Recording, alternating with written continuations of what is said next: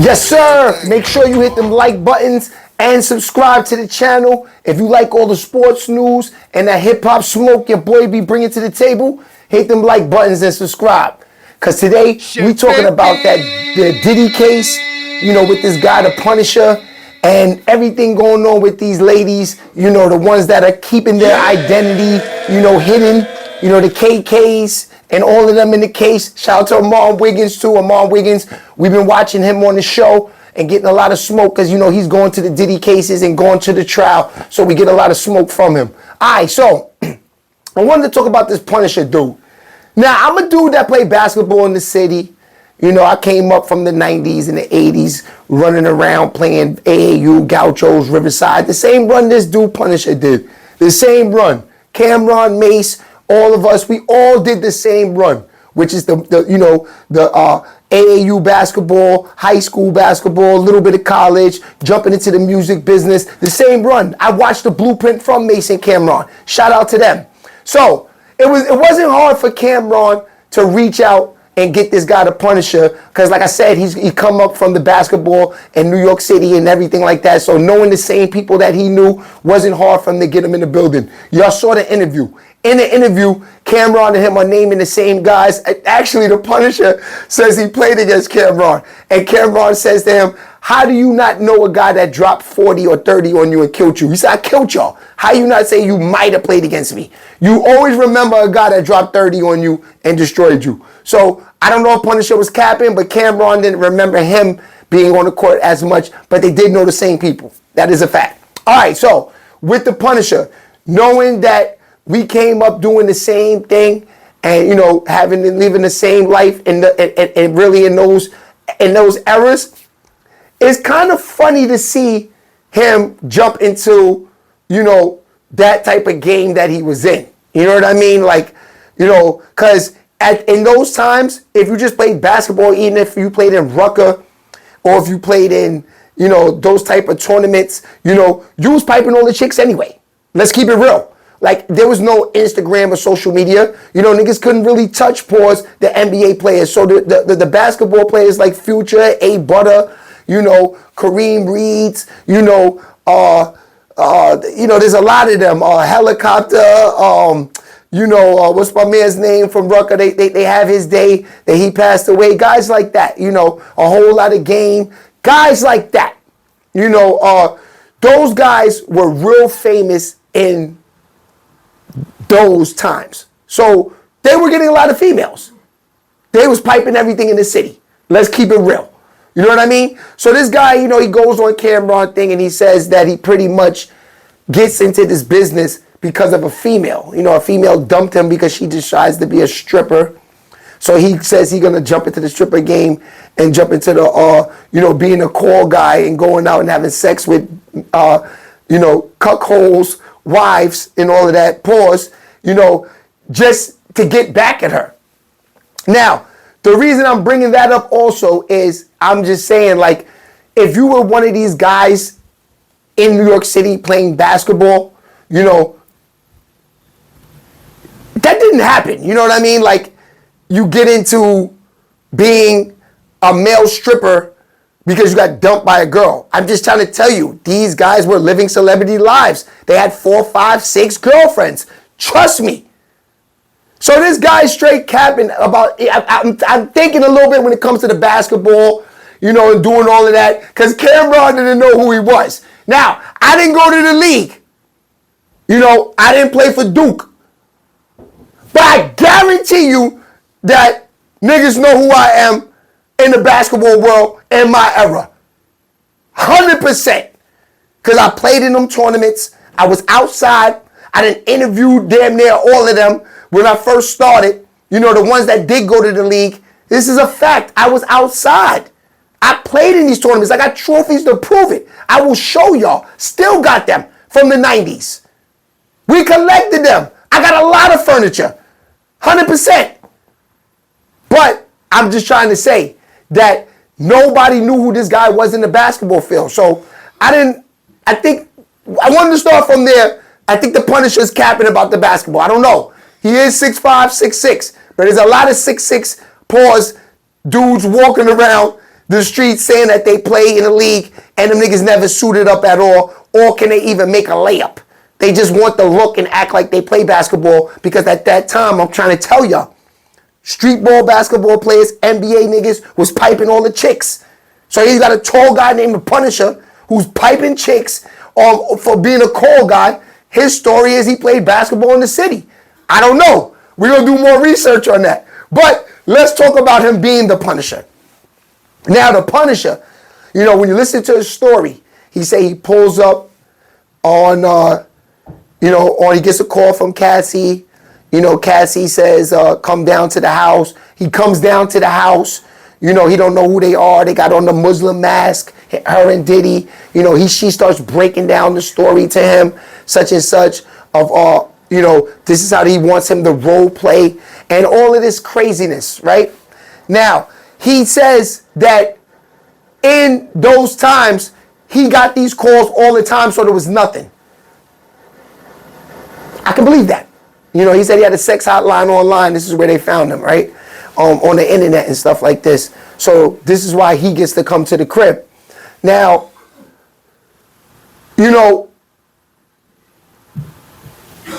what I don't like about these stories is that, you know, it's just that if you go through these things, right, it's hard for a person to talk about these things. I ain't gonna lie to you. Like, you know, these are things that you probably want to keep in the closet for a long time, because, you know, regardless what this dude says to you, you know, the Punisher, you know, everybody's, you know, saying, oh, you know, Cam got him on the show. He's the man. He's telling a story. He wrote a book. No, he's zesty, y'all. This is why it's hard to believe these stories, because I don't care who you are. If a man tells me, like I said on Instagram before, and niggas got in them comments, I said, yes, I could pipe Cassie for Diddy, for the bread. No problem. Bust ass and all that for the money. But I can't live with the man jerking off behind me, walking around butt naked, pacing up and down like this. I can't. I cannot. You know what I'm saying? This is why I try to say the Punisher dude, you know, at this point of the game, when it comes to Puff Daddy in his case, I'm looking at a lot of these guys like they clout chasing, fam. I know Diddy's nasty. I know he's nasty work. I know this is not the first story with, you know, with the guy that they say jerked off, and, you know, they jerk off on Cassie's face, and then Cassie go and hug Diddy and lays up all in the cum and all of this. We know this. You know what I'm saying? We know that's nasty work. But realistically, honestly, you know how many people are doing this across the world, and it's like nothing because they paid for a service, escort service. You know, they go home, close the door. You know, this is why I feel like a lot of these stories could be cap. You know, because they trying to hit Diddy while he's down financially. You know what I'm saying? Too many people are coming out with stories like the girl KK. You know, she says that, you know, her and Diddy's choice of drug was ecstasy. Okay, boom. You know how many people you know how many people I know that go to Miami, pop a little E, and that's it. The night's over, they go to work the next day. At this time, ecstasy was a new drug. Ecstasy, everybody was on E's, except me. I don't take those type of drugs. I like smoking weed, you know, take a little edible. You know, shout out to my man Sha, might eat a little ice cream. You know what I mean? That's it. Other than that, you know, I'm not on that wave. So I don't agree on, you know, the ecstasy taken from then till now. Because I just don't like those type of drugs in my body. You know, one thing I listen to my brother, you know, he say, even when you're sick, you know, you try hard not to take medicine. Because those medicines lead up to other things that turn into other problems later. So don't always be so fast to pop a pill for something that, you know, you try to get healthy naturally. You know what I mean? What you think those niggas out in Africa eating all those monkey faces, when they get a stomach ache, they take Pepto-Bismol? No, them niggas is eating grass, you know, go drink some mud water, something like that. You know what I mean? That's real talk. But anyway, let's get back to the Punisher. The Punisher, you know, him and this girl KK. There's a lot of stories that just don't add up like the Punisher. Like, what are you here for? You got paid for your services. Whether this was Diddy or Tom and Jerry, two zesty couples, or this was Michael and, you know, Jennifer. It didn't matter. You got a bag for this. You came there knowing you was being a dirty dick dingler. You knew what you was doing. You knew that dick was dirty, pause, coming into the game. Why are you writing a book and trying to do all these things on the stand with Diddy and all this? You looking for the bread, fam. That's what I'm saying. Me, I work hard for what I'm trying to do. I'm not looking for an NBA nigga to smack the shit out of me so I can take him to court so I can go up in life. I'm not looking for that. I don't want those things to happen. I don't want to get into an accident so I could go and get a lawsuit money. I don't want to be on a bus get into a car accident and I got to try to. I don't want no lawsuits. Because that means to get the real bag, something has to physically happen to you. I don't want that type of pain for no money. Why? Because I feel I have talents, I can make my own money. That's why. You went in there for $200, my nigga.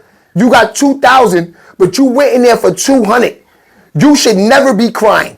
You walked out of there with $2,000. Diddy didn't play with your butt. She told you before you got paid. No, actually, she paid you $400 just to show up. Then she explained the scenery. She told you, Diddy's not going to touch you. He's just going to walk in the room jerking off, and then you're going to leave. So you got 2 racks for a $200 job that you said that you was going there for. Then you write a book and step on the stand. You are the nastiest, nasty work of all times, the Punisher. You willing for the world to know that you a zesty gay man, a bati boy. You willing for everybody to know that you bati just to get a few dollars. That's nasty, the Punisher. Now, I don't know you from nowhere. You know, I'm not even trying to play you. I'm not even trying to play you, the Punisher. I'm not. I'm just keeping it honest. You know, when you step into the game, right? For the role that you was playing in your life at that point in time, right? How many people have you told this story to that you was even a male escort, period? No, you probably got a new job now, new life. You don't even talk about this. You seen once niggas started cashing in with this Diddy shit, it's time for you to take affirmative action. And that's what happened, the Punisher. You took affirmative action to try to get paid on this Diddy case. And I ain't gonna lie, you gonna make money. I see you on Vlad. I see you on the Cam show. I see you out there. Shit, I'll even talk to you, my guy. You know what I mean? Because if this is real stories, you know what I mean? These are just things for the fans to be oh, this is crazy, and for people to get in the reels with. But realistically, I don't feel like what you're bringing to the table when it comes to Diddy is really nasty work, because you said it yourself. You were hired by over hundreds of people to do this before you even stepped on the scene with Diddy. So why they not? You need to be revealing who these people are in your book too, so they can go to jail and be on the stand also like Diddy. Why should Tom and Rachel have a good life because they cuckolds and they love doing these freak parties, and they getting off? They're looking at you like, oh my God, that's him, honey. Remember you had him. Remember you had him standing up in the kitchen and he was eating my butt and all of this? That's him, the Punisher. That's the Punisher. Remember he ate my butt in the kitchen? They're home saying this now. But why should they get away with anything and Diddy be in jail? Because you can't make no money off them, fam. That's why. That's nasty work, Punisher. That's nasty work. Now, last thing before I get out of here, because I said this is real quick, and it's Sunday. We're getting ready for the NBA games. A lot of baseball's on too. You know what I mean? We're going to talk about that tomorrow on the show. But listen, real quick. The girls that on the Diddy show, y'all are fugazi as hell. But I listened to Ahmad Wiggins talk these stories about y'all, right? This is what makes me laugh. Everything sounds like y'all was with the shits. Y'all was with the shits. Shorty, you telling the story about an 8-day cruise that you go that took private planes with Diddy for 8 days, right? Y'all went to I think Barbados, and then y'all went to some other island, right? For 8 days y'all was going, right? Phones off and all that, right? You said you took a pill all 8 days. And you had an overdose the second day. You said you was walking on the streets. Oh my God, I can't feel my feet. And Diddy had somebody smack the shit out of you and wake you up. Remember that? KK? Then you to continue to do it 6 days later after that. He didn't force you. He said, y'all was in the pool. Remember? They said this on the stand. It was in the text messages. You was explaining this to your friend. Y'all in the pool. Diddy comes floating over to you. Hey, KK, take this pill. It's going to make you feel like you're floating on water. And what you said, oh, Diddy, give it to me. Oh, Diddy, give it to me.